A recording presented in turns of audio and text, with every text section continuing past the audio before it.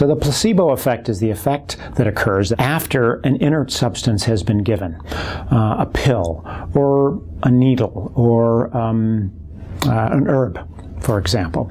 And yet we know that the substance is not active, it doesn't actually produce the healing, and yet the person gets better anyway. That's the placebo effect. So the placebo effect is being used extensively today by drug companies and by clinicians. For example, drug companies will use the color of the pill or even adjust the pricing of a drug to try to maximize the expectation that it'll work and thus enhance the placebo effect.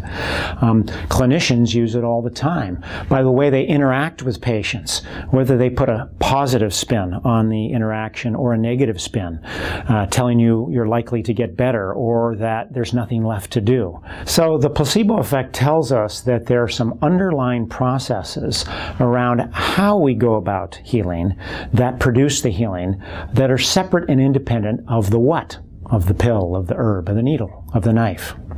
And it's those aspects that we're interested in maximizing and optimizing. If we understood how the placebo effect works, we could optimize healing in any encounter and with any treatment.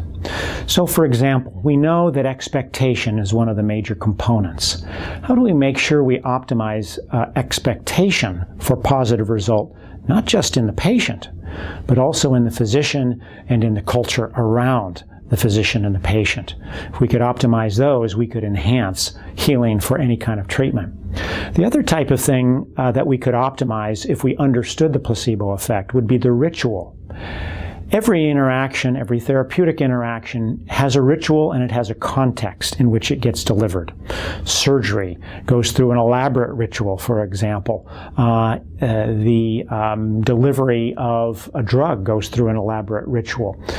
If we can optimize those rituals and minimize the negative components of those rituals, then we could reduce side effects and enhance healing.